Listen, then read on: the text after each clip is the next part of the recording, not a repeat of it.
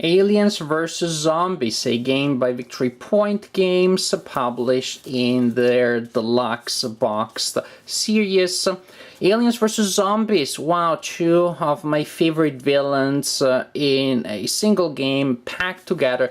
If future expansions also feature Nazis and giant sharks, then some of my favorite villains are really gonna be in the same system. That's gonna be awesome.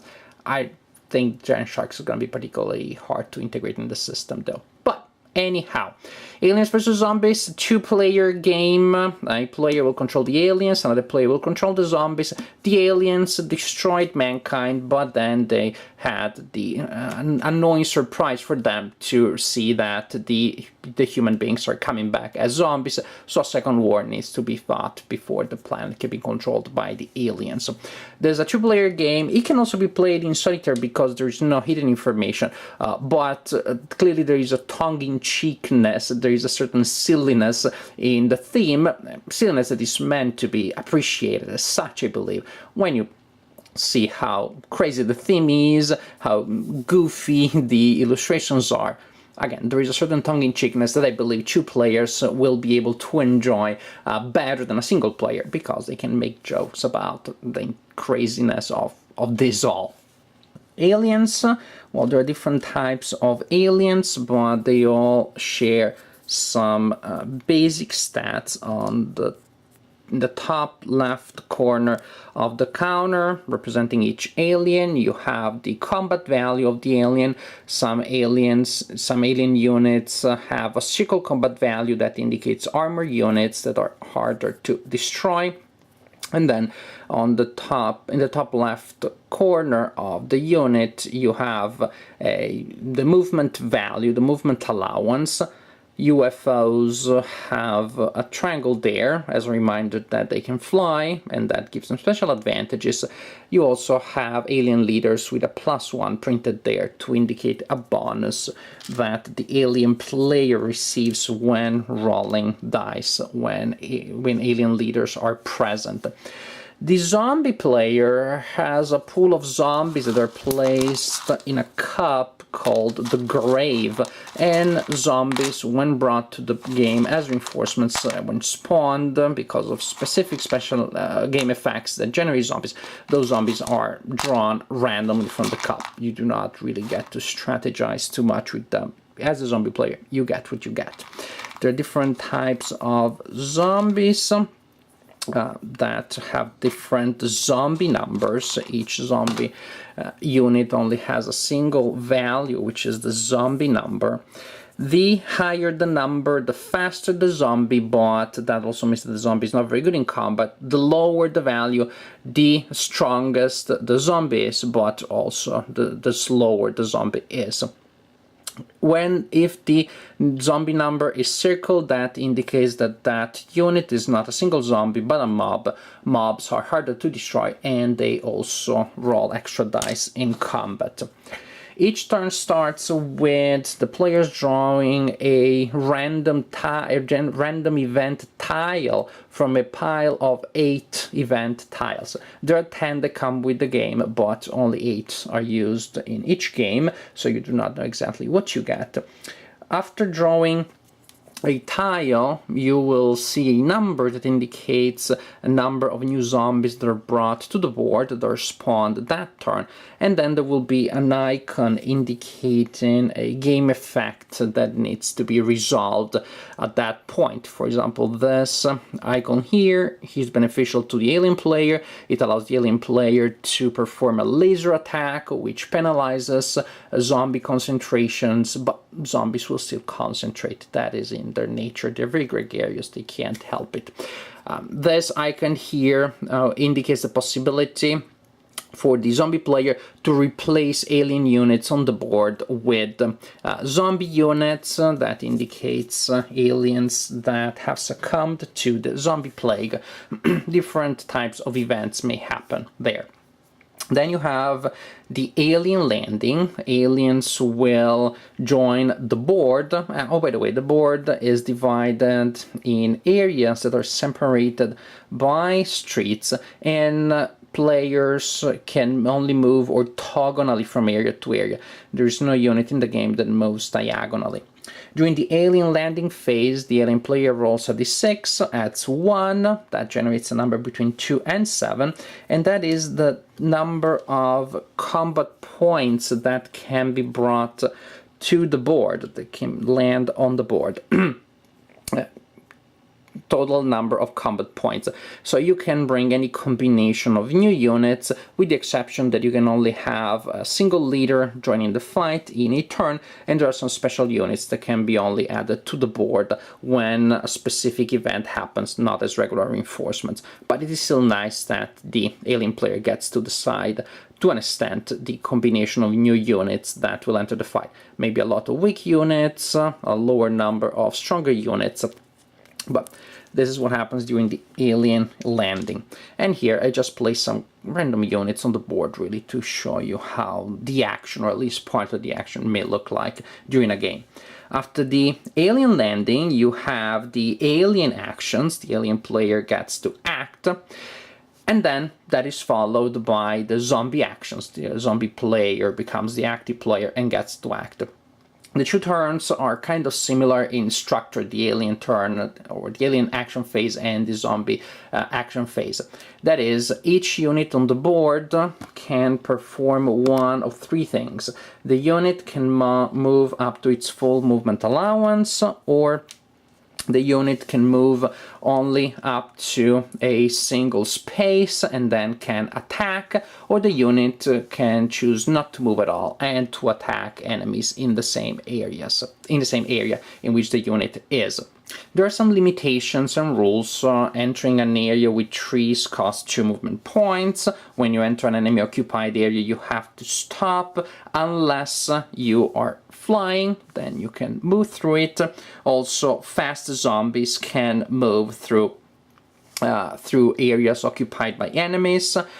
The zombie player cannot leave an area with enemy units entirely. Somebody must stay behind because the zombies just can't help themselves. They have to keep following their enemies. The aliens that do not fly cannot leave a location that contains running zombies, fast zombies, with a zombie value of 4. So as you can see, there are just little rules here and there that modify things. Regular attacks. Well, a player that is attacking an enemy in the same location rolls a number of dice that is depending on the combat factor. The combat factor of the alien units that are attacking is the number of dice that are rolled, and the zombie value is the number of dice that the zombie player rolls when attacking.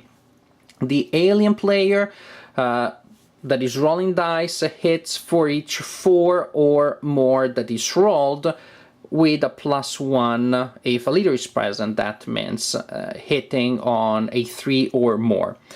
The zombie player deals a hit to an enemy for each number that is rolled by the player and that is higher than the zombie number. That means that tough, strong zombies hit with 3 or more, fast zombies with 5 or more. For each hit that you deal to the opponent rolls a die, and the hit is annulled if a 5 or more is rolled. But alien stacks with at least one leader present, or tough zombies, can annul enemy hits by rolling 4 or more. Each hit that is not stopped, that is not annulled by a save roll, eliminates an enemy unit, with the exception that armor units and mobs take 2 hits to destroy. That means that you will need to use counters, and actually there are no counters in the game to record wounds, so either you use counters from other games or you keep track of hits to mobs and armor units by rotating the unit, which is what I usually do, but then you have to be careful with the orientation of the units. Special attacks, as I mentioned earlier, there is a possibility of performing a special attack when you do not move. Aliens that perform a special attack will deal hits normally when they roll a 6, but then they keep re-rolling the 6s and they keep rolling and inflicting hits for as long as they roll 6s. Zombies that roll a natural 6 when performing their special attack, the attack you perform when you do not move, well, such zombies get to remove a zombie from the death pile, the pile of zombies that have been destroyed by the alien player, and get to move that zombie from the death pile to the zombie cup, that is also called the grave. And that actually is an extra advantage that is added to the fact that normally each zombie that destroys an alien unit also gets to move a zombie from the death pile to the grave. This is very important because the number of zombies that are in the death pile, not in the grave, in the death pile at the end of the game is what determines who wins the game and the level of victory. This is a game to be played with younger gamers, I believe. The box says that the appropriate age is from 10 years up, and 10 years of age seems to me pretty much accurate. Probably the game would not work very well with gamers that are younger than that, not because I think you shouldn't talk about zombies with your younger kids. I mean, when the zombie apocalypse starts, they need to be ready too. No, the point is that there are a couple of rules and sub-rules and exceptions and way in which different types of units interact, and those, without being fiddly by the standards by which we judge fiddliness in war games, for example, without getting there, still, those may be a little confusing for some very young gamer. But 10 years of age and up, that seems to be fine to me. However, if adults are playing this, an adult against another without younger kids, there will be many adults that may find this a little too light for them. Unless, of course, you are in the mood for a very light filler, something that you enjoy for the atmosphere, for the theme, for the humor, and not just for the mechanics, then I think this is going to be perfectly fine. I did find it entertaining. I played it solitaire only, so actually I missed that humorous interaction that I believe you may have when you're playing against another adult. The action is fine, the mechanics are solid. Clearly the two sides, which are completely non-symmetrical, have been balanced well against each other. Sometimes one of the sides will emerge as stronger than the other, but then there are other elements in the game that allow the other side to come back. For example, yes, during alien turns there will be a slaughter of zombies, and then the zombies start moving from the death pile to the cup. Because of various game effects, new zombies spawn. The aliens are particularly powerful in certain moments, and then they found themselves completely buried under avalanches of zombies that are coming from all directions. I found that the back and forth was nice and it worked well, which is always something that impresses me when I play a game with forces that work in completely different non-symmetrical ways. That is always fun for me. Nevertheless, this is clearly not a game that is very deep, not a game that is trying to make a point about some great philosophy of strategy. One thing, for example, that left me a little cold, but this is just a matter of personal taste, is that the map works pretty much all the same. Meaning, yes, there are areas that impede movement, yes, there are areas from which the zombies are spawned, but overall I miss the fact that, say, some areas could have been objectives, some areas were more important than others. The action tends to move all around the board. Groups form, members of the group are destroyed, other units pop up in other parts of the map, and then other concentrations tend to form. So there is this continuous movement between areas of concentration, and then units spread and concentrate somewhere else, and that moves all around the board, which from a general point of view is something I can appreciate. I believe actually It may even increase the replay value of the game, but somehow it made the game a little generic to me.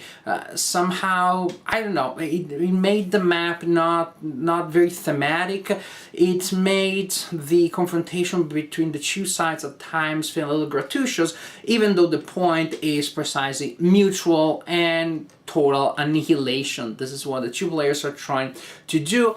They're not trying to control any objective, they're not trying to cut lines of supplies, and you see, may just be because of my gaming background, that the objective just destroy everybody else on a map that does not have areas that differentiate vastly from one another. All of this, which is an advantage for playing with younger gamers, felt a little too generic for my taste. But this is a minor thing because, in general, I believe that this, for adults, is a nice filler, an entertaining filler, one that I wouldn't mind putting on the table from time to time. And this is a game that I most likely will play with my daughters in a couple of years.